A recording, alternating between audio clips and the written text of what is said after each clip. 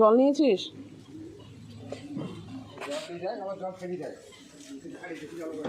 না না, পড়ে যায় মাছের জলটা বাড়ি লেগে। তাই টাকা দিতে হয়।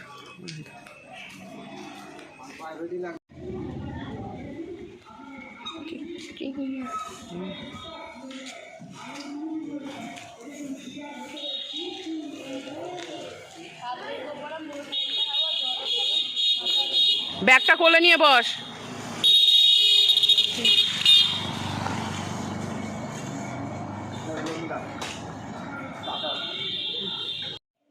হ্যালো বন্ধুরা, welcome back to Priyanka JoJo blog. তো কেমন আছো সবাই? আশা করি সবাই খুব ভালো আছো। আমি এই মুহূর্তে ভালো আছি তোমাদেরকে বলতেই পারবো। তার কারণ, আর আমি কেন ভালো ছিলাম না সেটার কারণও তোমাদের সাথে শেয়ার করব। তো ব্লগটা দেখতে থাকো। তো এখন 10:45 না 10টা বাজতে 10ই আর কি, মেয়ের গাড়ি চলে এসেছে। মেয়েকে গাড়িতে তুলে দিয়ে বাড়ি আসছি। আজকে মঙ্গলবার, আমার ছুটির দিন। সকালবেলা উঠে ঝিমিকে যেমন প্রত্যেক দিন আমি ঘুরতে বাইরে বের করি, আজকেও বের করেছি। তো ঘুরতে গেছি, তখন 6:30 মতন বাজছে। যেমন যায় ওর সময় মতন ঘুরে ফিরে কখনো 5 মিনিটের মধ্যে চলে আসে, কখনো 10 মিনিট, কখনো আধা ঘন্টা। ঠিক আছে, ঘুরতে যাক। ও তেমন ওর মতন ঘুরতে গিয়েছিল। আর আমি মেয়েকে নিয়ে সকালবেলা 7টার সময় বেরিয়ে গিয়েছিলাম হচ্ছে ওর নাচের ক্লাসে। এই মাসেই কিছুদিন পরে ওর প্রোগ্রাম আছে, তো ওর নাচের রিহার্সালে গেছি। রিহার্সাল থেকে এসেছি 8:30টায়। এসে বাড়িতে শুনছি জিমি তখনও আসেনি। কোথায় গেছে? মা কিছুটা খুঁজে এসেছে, পাইনি। আমি তারপরে এদিক ওদিক, আমি আর মেয়ে মিলে গোটা পাড়া, প্রায় রাস্তা, মেন রাস্তা চারিদিক খুঁজে এসেছি। মানে তখন আমার মনের অবস্থাটা কি আমি বলে বোঝাতে পারবো না। আমার চোখ দিয়ে জল চলে এসেছে, কারণ ও তো রাস্তাঘাট কিছুই চেনে না। ওকে তো আমি বাড়ির বাইরে বেরই করিনি কোনো দিন। ও একা একা শুধু এইখানে বাড়ির কাছেই মাঠে ঘোরে, পায়খানা পেচ্ছাপ যা হোক করে চলে আসে। আর মানে কোথায় গেল আমি ভেবে পাচ্ছি না, আমার মাথা কাজ করছে না যে অন্য কোথাও যদি চলে যায় ও তো বাড়ি চিনেও আসতে পারবে না। মানে এদিক ওদিক খুঁজে বেরোতে বেরোতে আমার প্রায় তখন 9:40। বাড়িতে ঢুকছি, মেয়ের যে স্কুলে টিফিন বানাবো সেটাও আমার হয়নি। তো এবার টিফিন কী দিব? তো টিফিনের জন্য আমি আবার কেক বিস্কুট নিয়ে আসলাম, কারণ এখন তো আর সময় নেই, আমি কি রান্না করব। তখন বাড়িতে কেক বিস্কুট কিনে বাড়িতে ঢুকেছি, ভেতরে বাথরুমে গেছি, তো মেয়ে বাইরে থেকে চিৎকার করছে যে মাম্মি জিমি এসছে। মানে সত্যি আমার তখন প্রাণে প্রাণ ফিরে পেলাম। ও যে এই এতক্ষণ দীর্ঘ সময় ও কোথায় ছিল, কী করছিল, কিছুই বুঝতে পারছি না। তারপরে গিয়ে আমি বাথরুম থেকে বেরিয়ে দেখছি 4টে পায়ে কাদায় ভর্তি, ময়লা। কোনো জায়গায় এখন কোথা দিয়েও গিয়েছিল ওই জানে। ওর মুখ চোখের অবস্থাও কীরকম যেন লাগছিল। এসে চুপচাপ শুয়ে ঘুমিয়ে গেছে। তো তারপরে ওকে বকাঝকা দেওয়া হয়েছে, তো বকাঝকা দেওয়াতেও রাগ করেছে অনেকটাই, মানে অনেকটাই বকা হয়েছে ওকে। তো খুবই রাগ করেছে। মানে সকালের আমার মানসিক অবস্থাটা তোমাদের সাথে আমি বুঝিয়ে শেয়ার করতে পারবো না। মানে ওটাকে বোঝাবো কীভাবে আমি বুঝে পাচ্ছি না। মানে যাকে আমি ছোট থেকে প্রায় কোলে পিঠে করে মানুষ করেছি, তাকে যখন খুঁজে পাচ্ছি না, মানে আমার কী বলবো, আমি এখনই বলতে গেলে আমার চোখ দিয়ে জল চলে আসছে যে আমি ও যদি বাড়িতে না আসতো তাহলে আমি কী করতাম। আমি কি বসেই আছি চুপচাপ, যে কী করবো আমি, কিছু চারিদিক খুঁজে বেড়াচ্ছিলাম। তারপরে যা হোক এসেছে। আসার পরে আমি আমার কাজকর্মগুলো সব সারছিলাম। ছাদে এসেছিলাম, মানে এই দিনে প্ল্যানিং প্রোগ্রাম ছিল যে ছাদে এসে এই ফুলের গাছে, টবের মধ্যে যে নয়নতারা গাছগুলো আছে সেগুলো সব বের করে আলাদা করব। কিছু চারা আমার অফিসে কয়েকজনকে গিফট দেবো, কারণ আমার মতন গাছপ্রেমী অফিসে অনেকেই আছে। তারাও আমাকে অনেক সময় অনেক গাছ দেয়, আমিও তাদের গাছ দিয়ে থাকি, চারা দিয়ে থাকি, বিছন দিয়ে থাকি। এই যে পদ্ম গাছের বিছন, সেটাও আমাকে অফিসের একজন দিয়েছিল। এবার এরকমভাবে আমরা অনেক সময় অনেক গাছের আদান প্রদান করে থাকি। তো আমি এই নয়নতারা গাছের এত চারা হয়েছিল, ধরুন কটা ওদের দেবো আর কটা নিচে লাগিয়ে দেবো। তো সেই মতন আমি টবগুলো পরিষ্কার করছি। আর অ্যাডেনিয়ামের 2টো টবেই নয়নতারার চারায় ভরে গিয়েছিল। তো সেই চারাগুলোকে সব বের করে আলাদা করে মাটি দিয়ে শিকড়টাকে লেপে একটু বেঁধে নিয়ে আটকে রেখে দেব।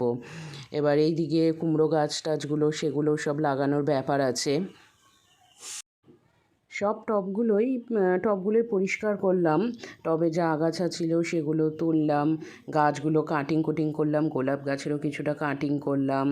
ওইদিকে কিছুটা একটা ঝুড়ির মধ্যে টাইম ফুলের গাছ লাগিয়ে সেটাকে একটু ঝুলিয়ে রেখেছি একটা দিকে, তোমাদের দেখাবো। তো এইদিকে আমার চারা গাছগুলো মোটামুটি রেডি। এবার কুমড়ো গাছটা লাগাবো, উচ্ছে গাছটা লাগাবো।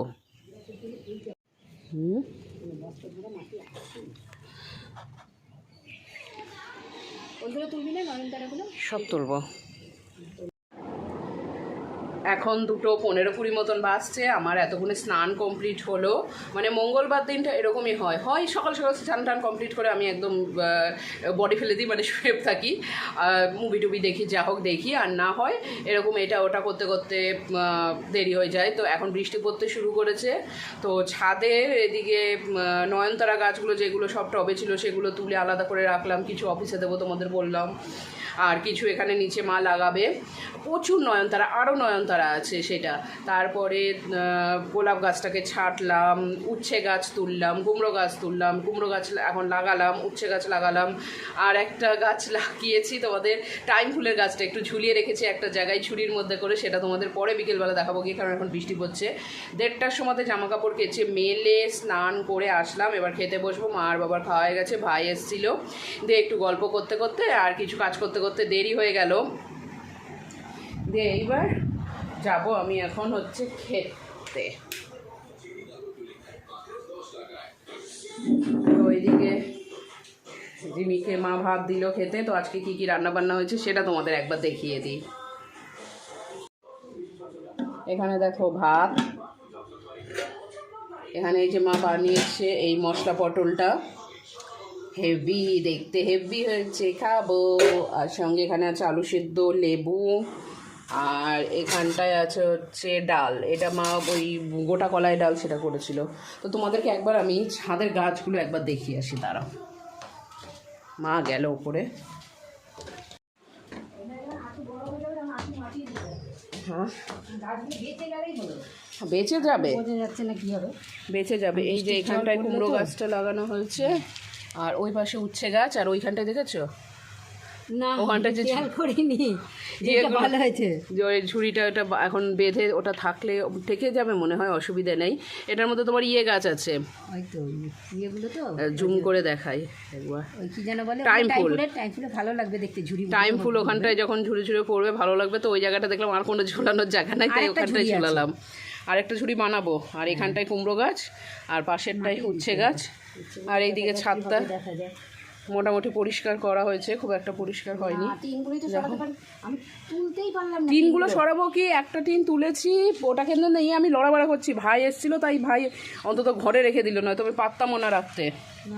আর এখানে অ্যাডেনিয়ামের টবগুলো সব পরিষ্কার করেছি, ব্যাস। দিয়ে আর পদ্মর কি বলে নাদাতে জল কমে গেছিলো, জল দিলাম, এখন বৃষ্টি হলো। হ্যাঁ, আরও বৃষ্টির জলে ভরবে।